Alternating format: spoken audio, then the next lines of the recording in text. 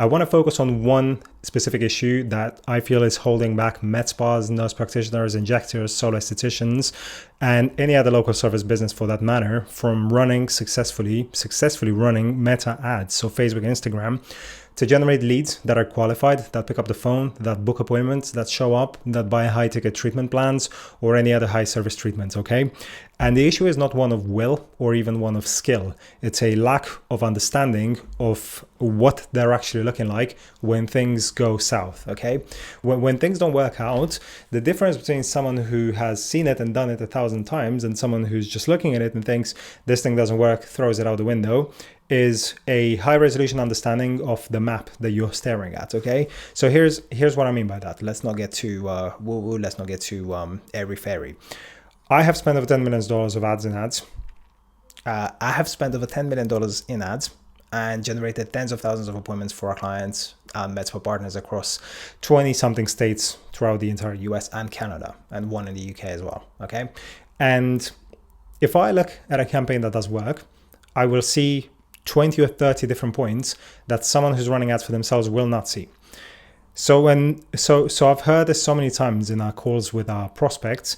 You can't run an ad for $20, get no leads or get one lead, the lead's not picking up the phone, or is in South Carolina and you're in Florida and you're wondering what the hell happened and you just think leads don't work, Facebook ads are dead, and you throw the baby with the bathwater. Because Lucy down the road, Sally across next door, they're running ads for their med spas and they're crushing. And if you don't believe me, go on the ads library now and look at how many ads are live for services such as yours in the med spa space in your city. So it's not even the city, even that's not an excuse. Find the local 10, 20 competitors, look them up on Google and analyze their ads libraries. Go to Facebook ads library and search it. You will find their ads and you can see how long they've been running them for as well. So there's no way that they're running those ads if they're not profitable.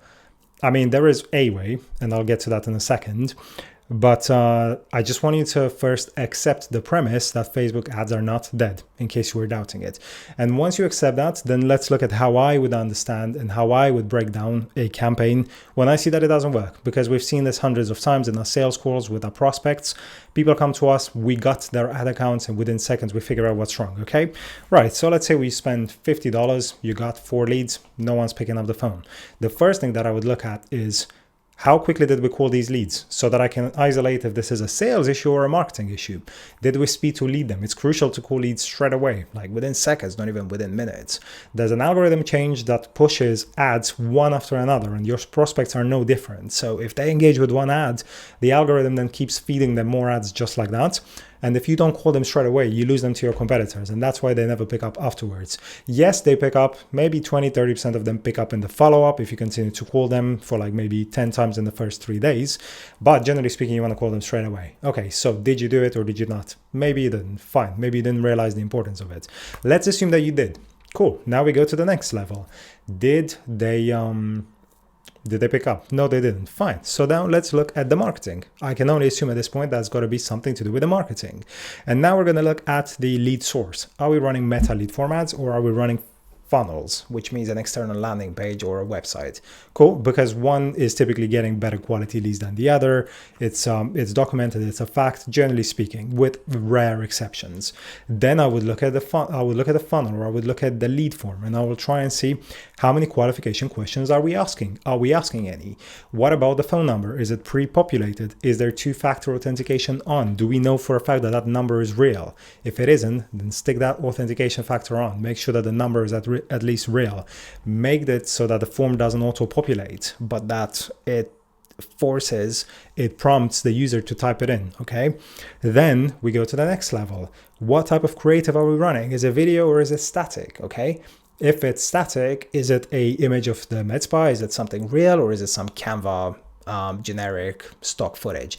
Because stock footage, I know from experience, generally gets lower quality leads, especially if you stick the price on it. Why? Because it speaks to users who are kind of shopping around, Groupon-like buyers. Fine. Now let's say you are running a video and you're not getting leads. Then I would look at the video itself. What does a video say? Is it speaking to someone who has a problem, or is it speaking to someone who knows the problem and now they're looking for a solution. So are they thinking about losing fat? Fat is bothering them, or are they comparing body cavitation, for example, with liposuction? So this is about the levels of awareness and speaking to the journey, to the place where the customer may be in their customer journey. Okay, and then I will take it one layer deeper. What is the hook? What is the first 3 seconds of the video saying?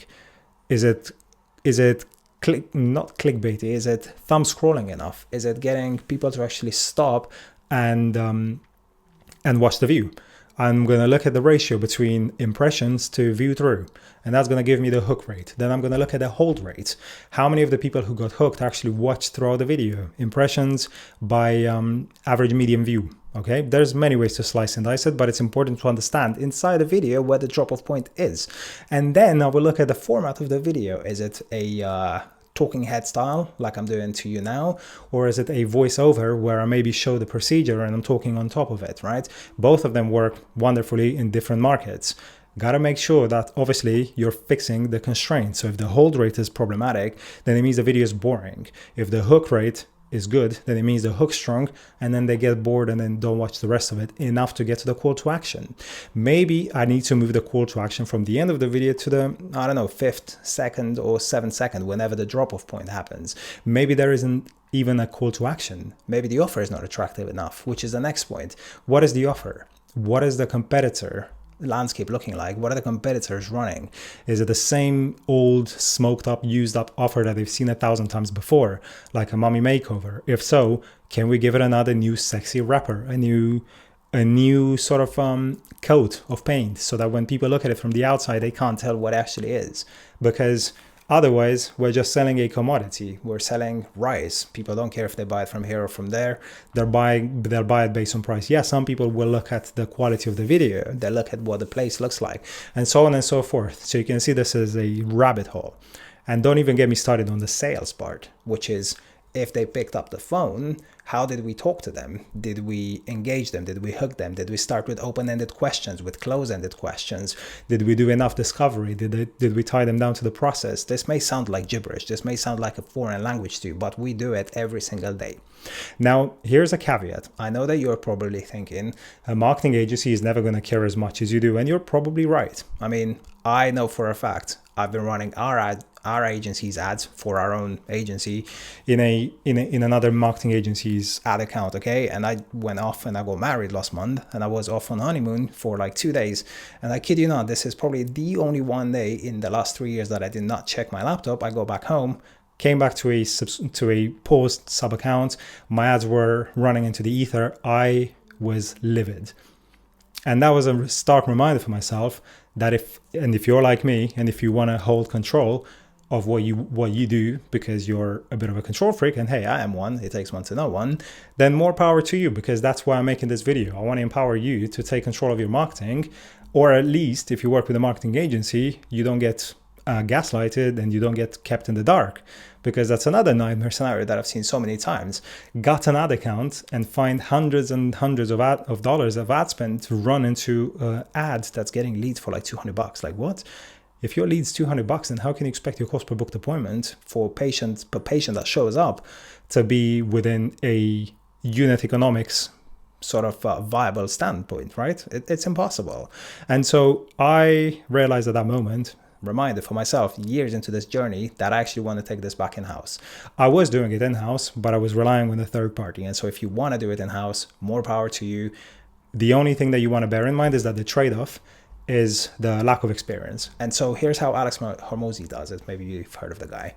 I'd be surprised if you didn't. So the model that I really like, the way they do it, is whenever they are lacking a skill and they want to pay the so-called ignorance tax, they pay for an agency, but they don't pay for hands on deck. They don't pay for actual done-for-you service. They pay for the expertise. It's like, come into my business, I'll pay you twice the rate of what you normally charge. Teach me everything you do for the next 4 to 6 weeks, and then be gone. And then you take it in-house, which is amazing. Now, of course, you have to have enough resources in-house. You have to be operationalized, but it's definitely a good approach, because agencies typically may have the knowledge because they're running so much stuff across so many disciplines. but they may lack the operational prowess. They may lack the ability to maintain the standard of quality when they're scaling very fast.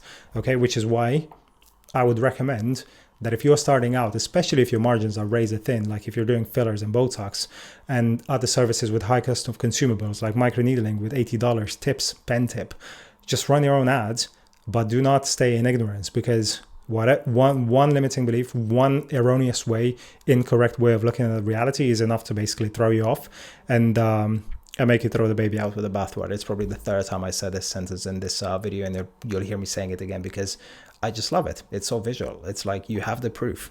You have the proof that this thing works, and you're like tossing it out the window. And this is not even the only place where med spas are self-sabotaging. And to be clear, I don't think anyone intrinsically wants to self-sabotage. I don't think any one of them want to get stuck in the same place for years, to not progress, to feel frustration. I think it's just blind spots. They don't know what they don't know. And so to my point earlier, no, actually, you probably don't realize that you're sitting on the treasure trove. It's because you're not looking at the big picture around you. And so the big picture tells you Facebook ads are not dead. So do not think otherwise. Have a more educated and informed perspective. Follow this channel. We're going to put a ton of free content. Book a call, medspapatients.com, if you want a trained, refined eye to cast an eye on it. No cost, free of charge, just to see if we can help. Transparently, some of you will end up working with us, which is why we do it. But fundamentally, you want to chunk it down and solve for the constraint. And the crux here is to have a map that's high resolution enough to find the said points of constraint.